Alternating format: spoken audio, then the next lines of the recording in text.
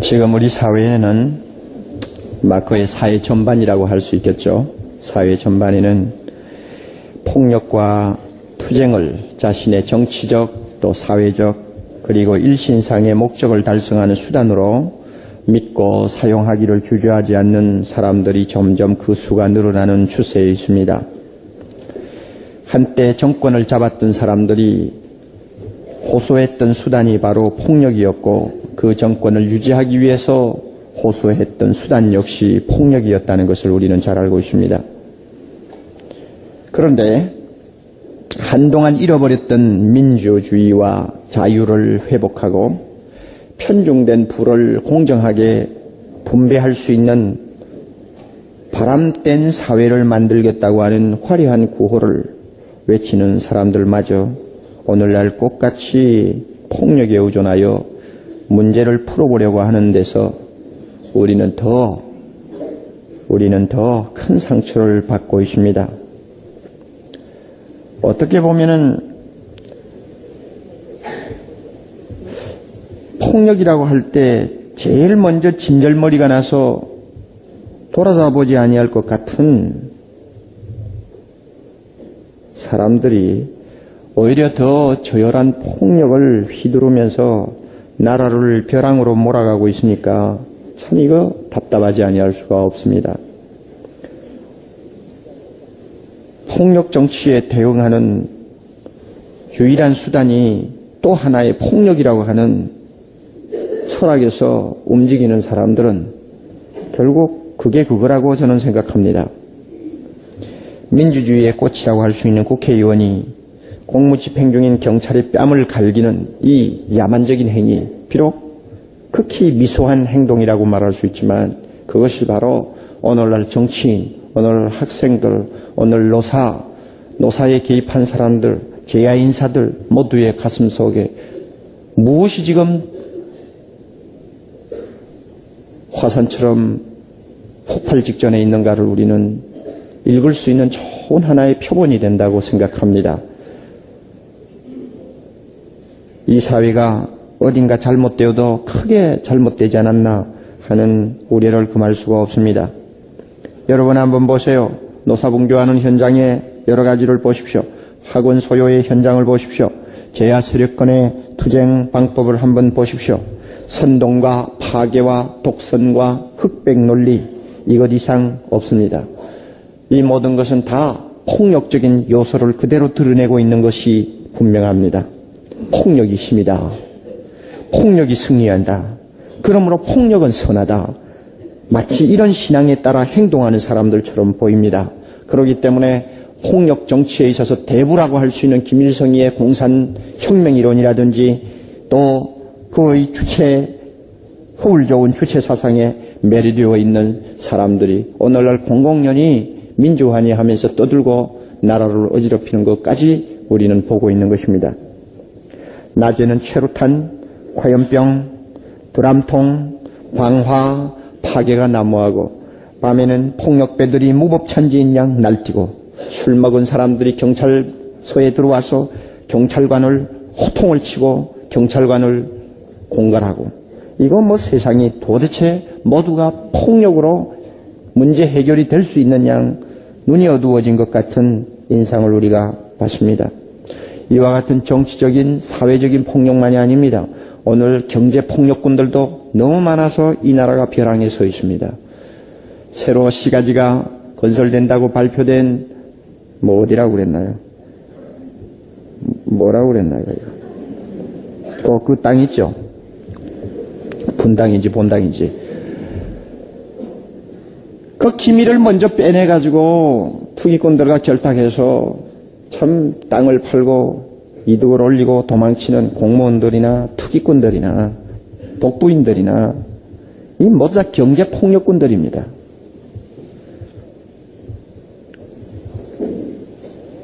이런 의미에서 참 오늘 이 사회가 너무너무 위험한 자리에까지 와 있다는 것을 우리가 느끼면서 하나의 공감대를 우리는 함께 형성할 수 있다고 생각합니다. 다윗이 시편 37장을 쓰던 당시도 오늘과 그의 엇비슷한 양상을 띠고 있었습니다. 정치적으로나 사회적으로나 폭력이 난무하는 때였습니다. 거짓을 말하는 자들이 천하를 호령하고 폭력을 휘두르는 자들이 득세를 하고 그 대신 힘없는 자, 가난한 자, 의로운 자들은 숨을 제대로 쉬지 못하는 그런 시대였습니다. 여러분 14절을 한번 보십시오. 악인이 칼을 빼고 활을 당기어 가난하고 궁핍한 자를 엎드러뜨리며 행위가 정직한 자를 죽이고자 하니, 여러분 이런 사회가 되었다는 것은 얼마나 그 사회의 타락상이 대단했다는 것을 알 수 있습니다. 그뿐입니까 여러분? 35절을 보면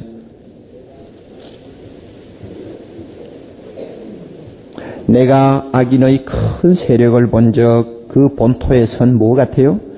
푸른 나무의 무성함 같다 하는 말을 표현하고 있는데, 폭력을 휘두르며 악으로 득세하는 사람들이 어떻게 만사가 잘 되는지 마치 아주 시냇가에 심은 나무가 창창한 것처럼 득세한 것을 보았다고 말합니다. 그 정도면 얼마나 사회가 어두웠는지 알 수가 있습니다. 그런데 또 하나 문제가 있었습니다. 이렇게 폭력을 휘두르며 악을 저지르는 사람들에 대해서 그 반대의 편에 서 있는 사람들이 어떻게 했느냐? 그들은 어떻게 했습니까? 그들은 또 하나의 폭력을 부를 수 있는 가능성을 가지고 있었습니다. 여러분 1절 하나님께서 무엇이라고 경고합니까? 행악자를 인하여 뭐하지 말라, 불평하여 하지 말며 불의를 행하는 자를 투기하지 말지어다 그랬습니다. 여기에서 불평한다, 투기한다 하는 말은 숨겨진 어떤 감정만을 말하는 것이 아닙니다. 악한 자들을 대적하는 과격한 언동을 말합니다. 또 하나의 폭력을 유발할 수 있는 상태를 말합니다. 8절도 봅니다. 분을 그치고 노를 버리라, 불평하여 말라, 행하게 치우칠 뿐이니라. 행하게 치우친다 하는 말은 분노가 나주 크게 달하고 그 다음에 원수 갚고자 하는 이 마음이 점점 무르익으면 결국은 행악, 또 하나의 폭력을 휘두를 수 있는 가능성이 있다는 말입니다. 그래서 결국 다윗이 시편 37편을 쓰던 당시는 그 나라의 정치 경제권을 쥐고 있는 사람들만이 폭력을 휘두르는 것이 아니라 그들을 제지하고 그들을 땅에서 몰아내려고 하는 그 반대 세력에 있는 사람들조차도 또 하나의 폭력에 하게 될 그러한 상당히 어려운 위험에 빠져 있었습니다. 마치 오늘 우리의 현실을 보는 것 같습니다. 그러면 폭력을 휘두르는 사람들을 이길 수 있는 비결이 있는가? 폭력보다 더 강한 것이 있는가? 하나님께서 이 질문에 대해서 대답하는 것이 11절입니다. 우리 다 같이 한번 읽어봅시다.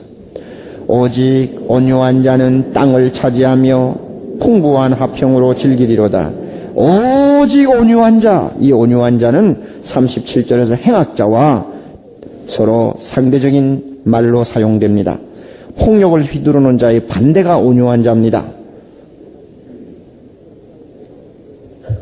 예수님께서는 이 말씀을 산상보훈에 그대로 인용했습니다. 하나님 나라의 백성 그리스도의 제자되는 사람은 모두가 온유한 자라야 된다고 했습니다. 그래서 온유한 자는 복이 있나니 저희가 땅을 기업으로 얻을 것이며 해서 이 말씀을 그대로 인용했습니다. 그만큼 온유한 자는 강하다는 뜻입니다. 여러분, 그러면 온유하다는 말의 의미가 무엇입니까? 상식적으로 다 알고 있는 이야기입니다만 성경이 말씀하는 온유가 무엇인가 하는 것을 정확하게 우리가 정리하는 것이 중요합니다. 고대 그리스에 있어서 온유하다 하는 말은 주로 무엇을 의미하는가 하면 이 길을 잘 들인 짐승이 주인의 손에서 아주 그 순종을 잘하는 것을 놓고 온유하다 그랬습니다. 길들인 짐승에 대해서 사용되었습니다. 또 부드럽게 불어오는 미풍, 나무가지를 가지고 놀듯 부는 아주 시원한 바람을 놓고 온유하다. 그리고 또 약을 처방하는 의사가 그 사람의 몸에 맞게 너무 세게도 처방하지 않고 너무 약하게도 처방하지 않고 알맞게 처방하는 것을 일컬어서 온유하다 하는 말을 썼습니다. 그러니까 이런 몇 가지를 우리가 종합해서 보면 온유하다는 것이 무엇일까 하는 것이 약간 개념이 말이죠. 개념의 윤곽이 떠오릅니다. 매우 부드러우면서 무엇인가 내적으로 강한 힘을 지니고 있는 어떤 것, 이것을 우리는 온유하다 하고 말할 수 있을 것입니다. 그런데 성경에서 이 온유하다는 말을 사용할 때는 좀 차원이 달라집니다. 무엇이 온유냐? 하나님의 손에 잘 다듬어진 사람을 온유라고 합니다. 온유한 자라고 합니다. 그래서 하나님이 원하시는 대로 잘 순종하고 움직이는 사람, 이걸 온유라고 합니다. 이렇게 되니까 하나님의 손에 잘 다듬어진 사람은 인간관계에서도 지나치게 과격하지도 않으면서 부드러운 매너를 가집니다. 이거 하나님의 모습 아닙니까? 그리고 악을 보아도 악으로 갚으려고 하지 아니하고 선으로 악을 갚으려고 하는 용기를 가지고 있습니다. 이 하나님의 손에 다듬어진 온유의 아주 전형적인 유형입니다.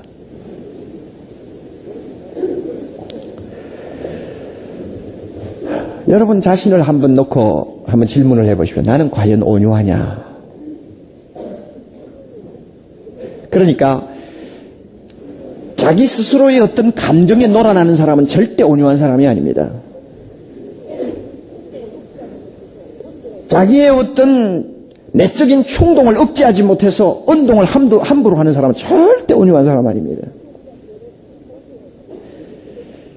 하나님이 지배하는 대로 그 모든 지정의가 잘 순종하는 사람, 이 사람을 온유하다고 부릅니다. 흔히들 오해를 어떻게 하느냐 하면 온유한 사람은 화를 내지 않는 사람이다 하는 생각을 합니다. 여기도 보면 그렇게 오해할 수 있는 소지가 있네요. 이 뭐라고 했나요? 8절 보면 분을 그치고 뭐라고 그랬어요? 노를 버리라, 불평하여 말라, 행하게 치우칠 뿐이니라. 그러니까 이 말씀 보면 온유한 사람은 화를 내지 않는 사람이다, 우리가 이렇게 이해할 수 있습니다. 그런데 이 본문에서 분을 그치라, 노를 품지 말라 하는 이 노화는 차원이 다른 이야기입니다.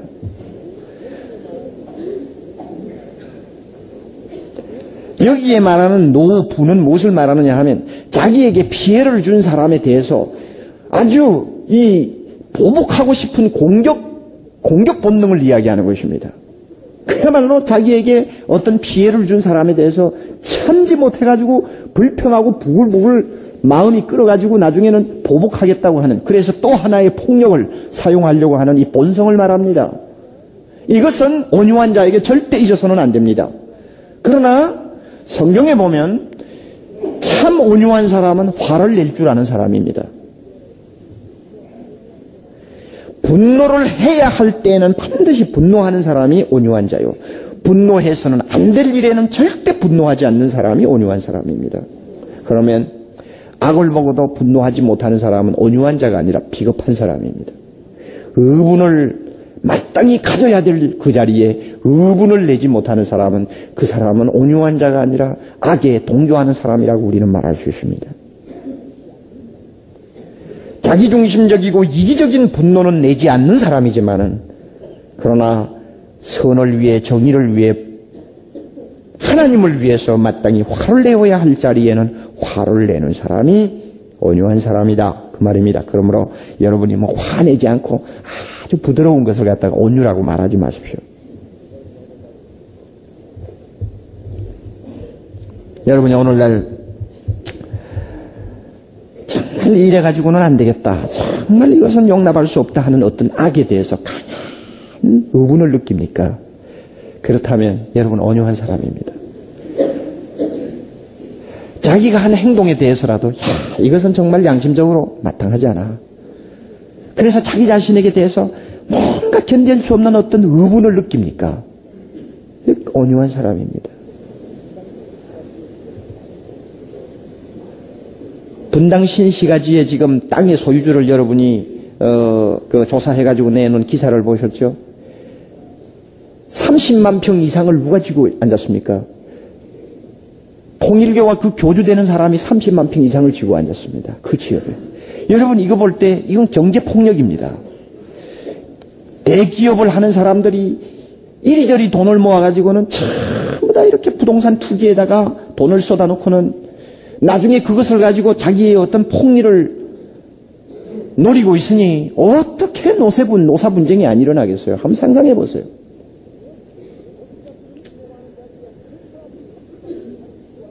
도시가 들어서려고 하는 자리에 한 사람이 30만 평 이상을 쥐고 앉았는 이런 모순을 안고 있는 오늘 한국의 경제 구조를 한번 상상해 보세요.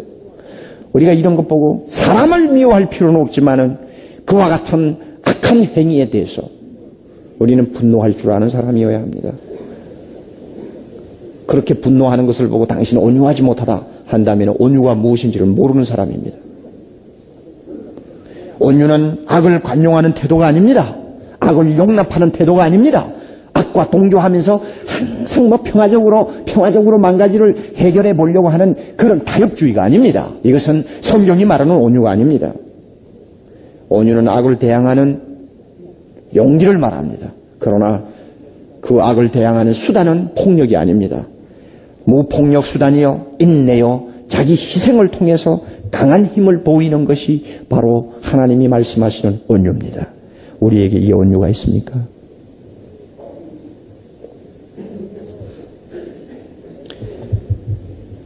성경에서 온유의 가장 이상적인 표본을 예수 그리스도에게 둡니다. 그래서 예수님은 자기를 가리켜서 온유하다 하는 말을 씁니다. 마태복음 11장 29절 이하 수고하고 무거운 짐진 자들아. 자, 이런 성경 말씀은 나오면 좀 같이 합시다. 자, 수고하고 무거운 짐진 자들아 다 내게로 오라. 내가 너를 쉬게 하리라. 나는 마음이 온유하고 겸손하니 나의 멍에를 메고 내게 배우라. 이보세요. 나는 마음이 뭐하고 온유하고 겸손하니 나의 멍에를 메고 내게 배우라. 그러면 너희가 쉼을 얻으리라. 자신을 온유하다고 그래요. 이렇게 놓고 보면 이 온유는 하나님의 성품입니다. 인간의 성품이 아닙니다. 이것을 증명할 수 있는 것이 또 갈라디아 우리 5장 22절 말씀인데 성령의 열매 중에 온유가 들어갑니다. 그래서 온유와 절제는 성령의 열매다 합니다. 성령의 열매라는 말은 예수 그리스도 자신의 성품이라 그 말입니다. 그래서 성령 받은 사람은 자기 안에 살아계신 예수 그리스도의 성품이 그 사람을 통해서 점점 자리를 잡는다는 이야기입니다. 이렇게 놓고 볼 때 온유는 하나님이 가지신 성품이요 하나님이 자기 성품을 나누어 주는 자에게서 기대할 수 있는 것이지 아담과 하와의 썩어빠진 부패한 본성을 타고나는 인간에게 온유를 기대하기는 어렵다는 결론이 나올 수 있습니다. 이런 의미에서 볼 때 천성이 부드럽고 착한 것을 놓고 온유하다 하는 말을 쓰는 것은 세상적인 표현이지 성경적인 표현이 아닙니다. 온유는 후천성입니다. 은혜 받은 사람이 그리스도의 성품을 나누어 받을 때 자기가 가질 수 있는 참 좋은 덕입니다.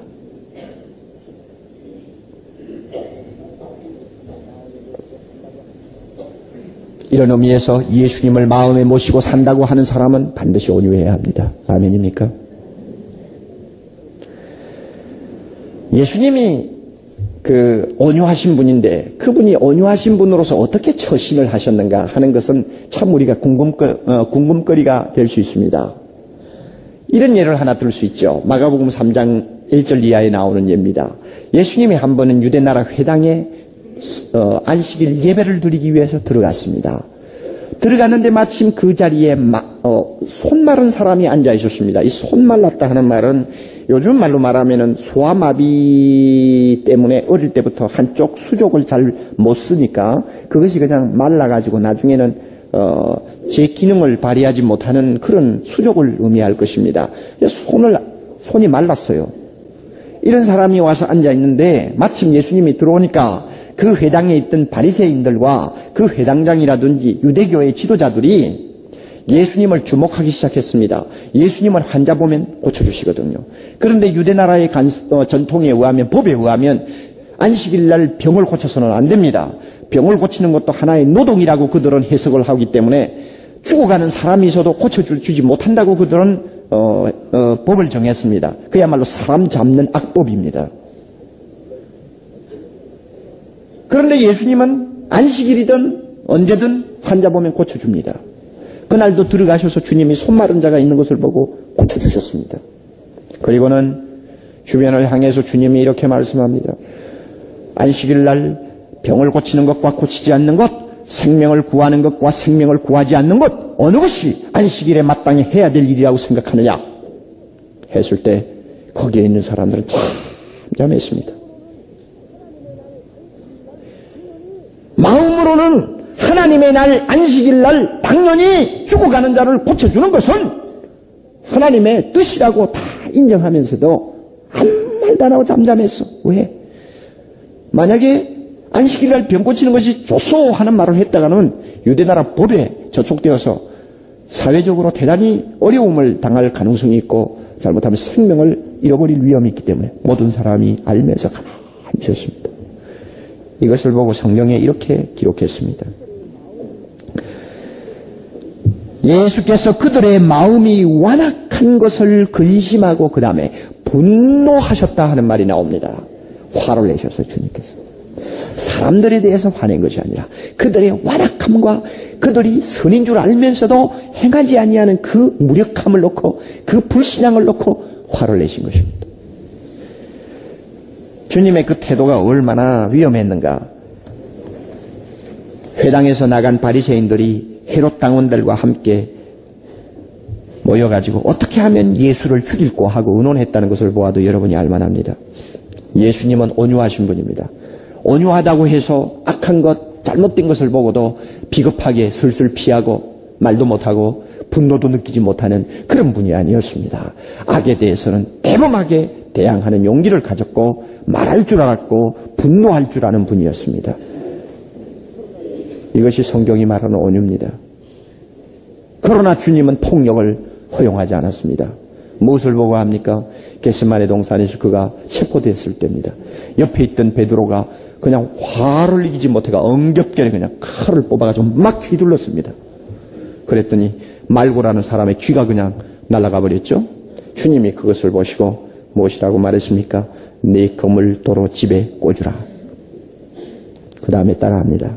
검을 가지는 자는 다 검으로 망하느니라. 폭력은 폭력을 부르고 폭력은 폭력을 부른다. 그것이 하나님의 방법이 아니요 온유한 자의 방법이 아니라는 것입니다. 그리고 주님이 계속해서 말씀합니다. 내가 지금이라도 하늘에 있는 12영 도되는, 그러니까 수만 명입니다. 수만 명 되는 천사를 불러서 내가 이 사람들을 무찌를 수 없는 줄 아느냐? 만약에 내가 그렇게 하면 십자가를 지는 것이 하나님의 뜻이라고 기록한 하나님의 말씀을 어떻게 내가 이룰 수 있겠느냐? 주님이 힘이 없어서 무력을 사용하지 않는 것이 아니라 주님은 무력 사용하는 것이 하나님의 나라 질서에 맞지 않고 무력은 결국은 패망한다는 것을 아시기 때문에 사용하지 않았다. 그것입니다. 온유하신 예수님의 모습을 우리가 보면 성경이 이야기하는 온유가 무엇인가를 대충 짐작할 수 있습니다. 여러분 온유합니까?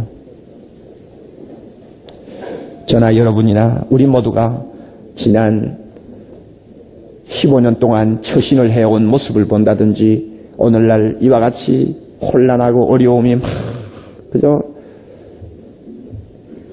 분출하고 있는 이런 현실을 놓고 우리를 보고 온유하다고 말할 수 있을까? 온유가 아니라 비겁이라고 말하기가 더 쉽지 않을까? 하나님의 뜻에 순종하는 사람이라기보다는 자기 이해관계로 움직이는 아주 허약한 사람이 아닐까? 우리 모두가 자성을 할 필요가 있습니다. 온유한 사람이 되기 위해서는 다음 몇 가지를 확신해야 합니다. 시편 37편이 가르쳐주는 세 가지 확신을 가져야 합니다. 그렇지 아니하면 아무리 온유하고 싶어도 온유하기 어려울 것입니다. 첫째로는 하나님 앞에 잠잠하고 참아 기다릴 줄 알아야 합니다. 하나님 앞에 잠잠하고 참아 기다리는 자가 승리한다는 확신, 이것이 온유한 자에게 꼭 있어야 합니다. 7절이죠. 하나님 앞에 잠잠하고 참아 기다리라. 왜 기다려야 합니까? 왜 하나님을 바라보아야 합니까? 폭력을 사용하지 아니하는 자는 하나님 바라볼 수밖에 없습니다.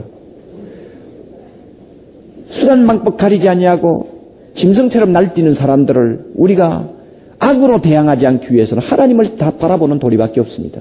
하나님이여 이 모든 일을 판단하시고 처리해 주옵소서. 의는 의대로 악은 악대로 하나님께서 판단하옵소서 하고 하나님을 바라보고 용기를 가질 때 우리는 악에 대해서 불의에 대해서 분노할 수 있고 생명을 바쳐서라도 무폭력적인 방법으로 대항할 수 있습니다. 하나님 바라보는 자가 그렇게 할 수 있습니다. 하나님의 주권, 하나님의 다스리심을 확신하지 못하는 사람은 겁이 나서 이렇게 못할 것입니다. 두 번째로, 악인은 하나님이 반드시 심판한다는 확신을 가질 때 우리는 온유할 수 있습니다. 10절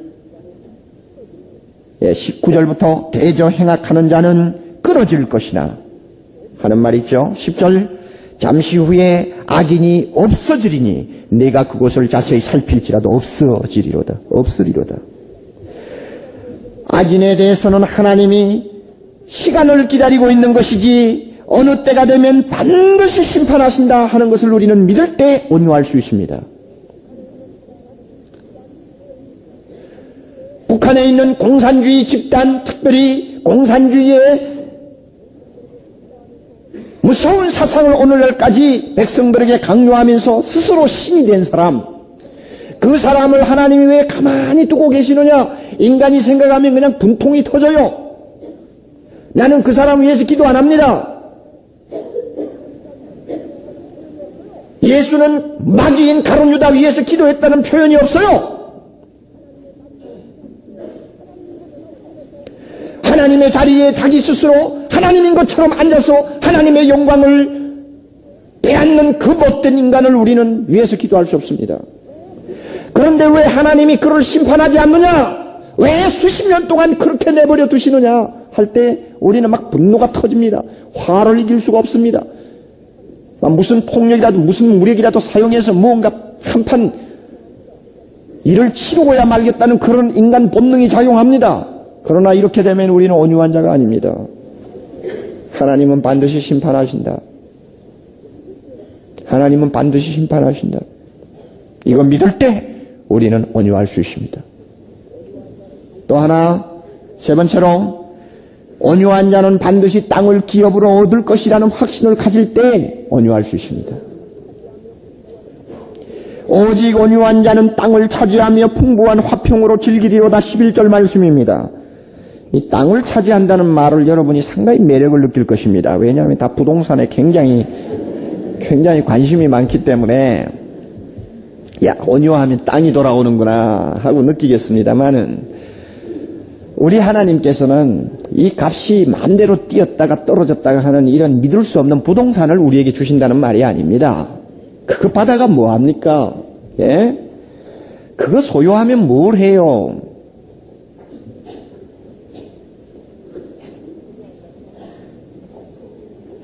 이 땅을 소유한다는 말은 하나님께서 예수 그리스도께서 장차 건설할 나라, 영원한 나라입니다. 한번 가지면 영원히 잃어버리지 않는 그 나라입니다. 그 나라의 땅값은 절대로 떨어지지 않습니다. 그 영원한 나라, 그 영원한 나라의 부동산, 그거 우리에게 주신다 그 말입니다. 여러분 믿습니까? 믿어요?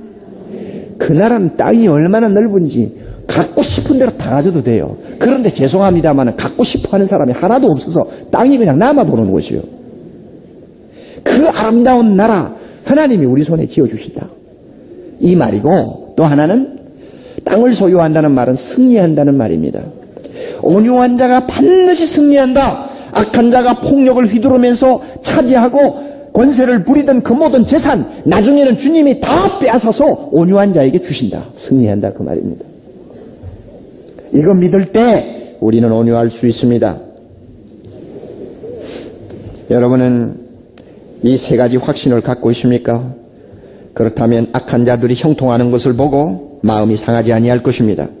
악에 대해서 악으로 갚으려고 하는 복수심이 생기지 아니할 것입니다. 그리고 우리는 하나님의 자녀답게 인내하면서 온유할 수 있을 것입니다. 난제가 산더미처럼 쌓여있는 현실을 놓고 우리는 잘못하면 폭력에 기대를 걸 수가 있습니다. 왜냐하면 당장 보기에는 폭력이 힘이 있다고 생각되기 때문입니다. 그래서 기독교에서 온유해야 된다고 하는 말을 자꾸 하면은 니체 같은 소리를 하기 쉽습니다. 니체는 말하기를 기독교 도덕은 노예 도덕이다 하는 말을 했습니다. 마치 힘이 없으니까 할 수 없이 온유해야 된다 하고 자기 보호를 하는 것처럼 노예 근성을 이야기한다고 볼 수도 있을지 모릅니다. 그러나 니체는 하나님께서 말씀하시는 이 온유를 너무나 몰라서 하는 소리였습니다. 그는 미친 사람이었습니다. 그러니까 모를 수밖에 없죠. 여러분 누가 이겼습니까? 나폴레온이 이겼습니까? 예수가 이겼습니까? 누가 이겼나요? 온유한 주님이 이겼습니다. 온유한 자가 이깁니다. 온유한 자가 더 강합니다. 부드러움에도 힘이 있다는 말을 한 교수가 있는데 그 말은 사실입니다. 잠언 16장 32절입니다. 노하기를 더디하는 자는 용사보다 낫고 자기의 마음을 다스리는 자, 즉 온유한 자는 성을 빼앗는 자보다 나으니라. 그 다음에 또 재미있는 말씀이 있습니다. 잠언 25장 15절입니다. 따라하십시오. 부드러운 혀는 뭘 꺾어요? 잘 모르죠? 따라하세요. 부드러운 혀는 뼈를 꺾느니라. 부드러운 혀는 온유의 상징이요. 뼈는 폭력의 상징입니다. 자, 이 말을 가지고 이야기를 했는지는 모르지만 어느 목사님 참 재밌는 말을 했어요. 우리 몸 지체 가운데서 이 혀는 대단히 부드러운 편에 속합니다. 얼마나 혀가 부드럽습니까? 그 대신 혀를 둘러싸고 있는 이빨은 얼마나 강합니까? 그래서 어떻게 보면 혀는 온유의 상징이고 이빨은 폭력의 상징같이 보입니다. 그래서 무엇을 씹다가 이빨이 그만 혀를 깨물면 혀에서 피가 납니다. 그래도 혀는 아무 말 안 하고 대항 한번 하지 않고 그저 참습니다. 그 참 온유한 사람이죠. 온유한 거요. 그래 겉으로 보기에는 이빨이 더 강하지 혀가 더 강한 것 같지 않습니다. 그러나 시간을 두고 가만히 보십시오. 결국 나중에 가서 못 쓰게 돼서 뽑는 것은 이빨이란 말이에요.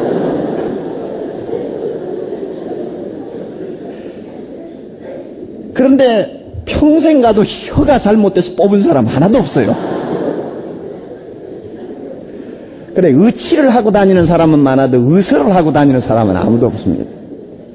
그래서 혀가 부드러운 혀가 뼈를 꺾는다 하는 성경 말씀이 참 실감난다 하는 이야기를 들은 일이 있습니다. 사실 온유가 더 강합니다. 우리 이거 믿어야 됩니다. 이래서 오늘날 침묵하고 있는 다수 또 학원에 있는 많은 수의 크리스찬 대학생들 이제는 침묵의 강도를 높일 때가 왔다고 생각합니다.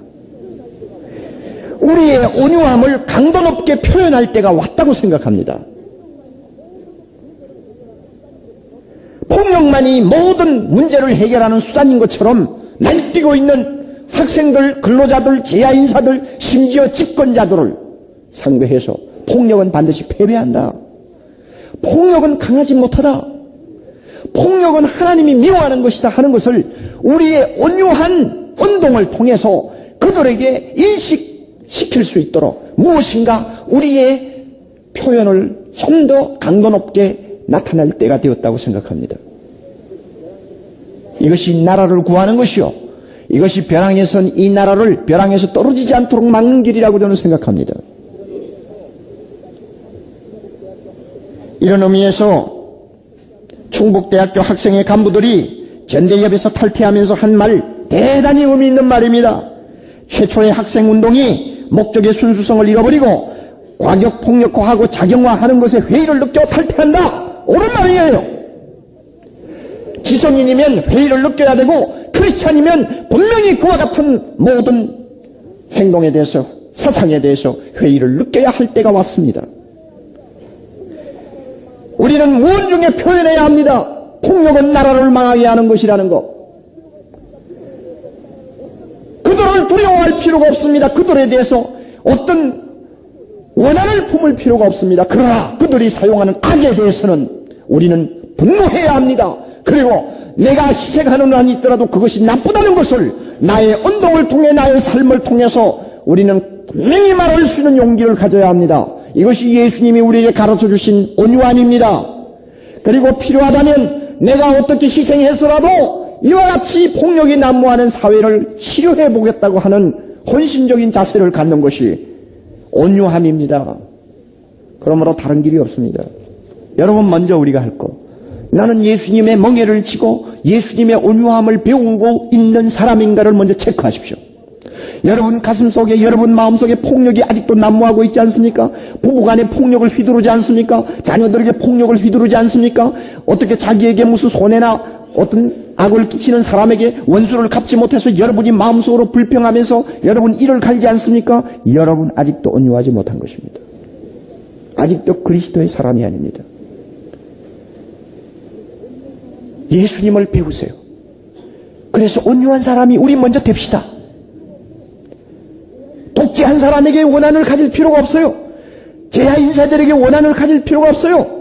그러나 그들이 호소하는 모든 수단에 대해서는 우리는 저항해야 합니다.